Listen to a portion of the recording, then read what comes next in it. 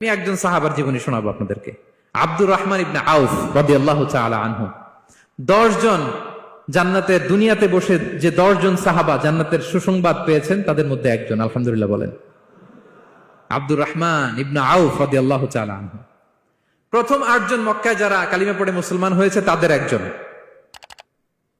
তার স্ট্যাটাসটাকে জেনে নেন। তো তিনি যখন মক্কা থেকে হিজরত করে মদিনায় গেলেন, মনে রাখবেন মক্কা থেকে যে সাহাবারা বাড়ি ঘর ছেড়ে হিজরত করেছে তাদেরকে বলে মহাজির, মানে হিজরতকারী সাহাবা। আর মদিনাতে যে সমস্ত সাহাবারা তাদেরকে রিসিভ করেছেন তাদেরকে বলে আল আনসার, মানে সাহায্যকারী সাহাবা।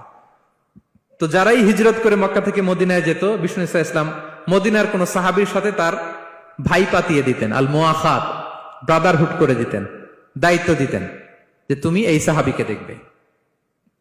তো আব্দুর রহমান ইবনে আউফ রাদিয়াল্লাহু তাআলা আনহু যখন হিজরত করে গেলেন, তার দেখভাল করার জন্য যে সাহাবীর দায়িত্ব পড়ল তার নাম হচ্ছে সাআদ ইবনে রাবিয়া, আনসারী সাহাবী রাদিয়াল্লাহু তাআলা আনহু। বিষ্ণু বললেন, সাআদ, আব্দুর রহমান ইবনে আউফ তোমার ভাই, ভাই বানিয়ে দিলেন। কি বানিয়ে দিলেন?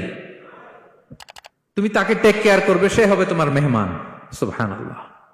সাআদ ইবনে রাবিয়া রাদিয়াল্লাহু তাআলা আনহু তিনি আব্দুর রহমান ইবনে আউফকে ডেকে নিয়ে গেলেন, ঘরে নিয়ে গেলেন মেহমানকে, এবং বললেন, ইয়া সাআদ ইন্নী আকসারুল আনসারি মালান।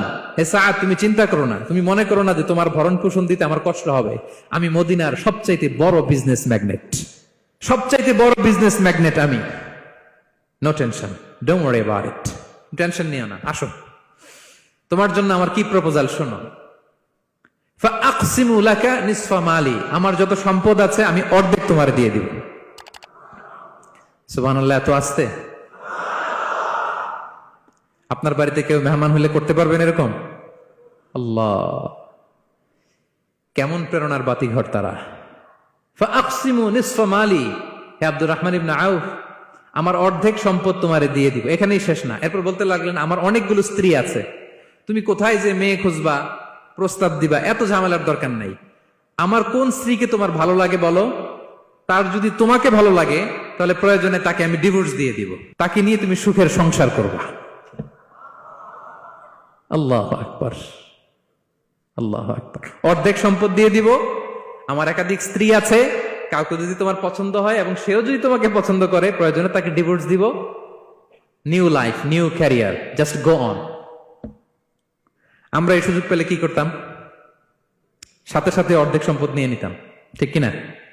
আব্দুর রহমান ইবনে আউফ প্রেরণার বাতিঘর। উনি কি করলেন? উনি বললেন, লা হাজাতা লি ফি যালিক। আমার ভাই, তুমি যে বলছো সাআদ ইবনে রাবি, তুমি যে এত চমৎকার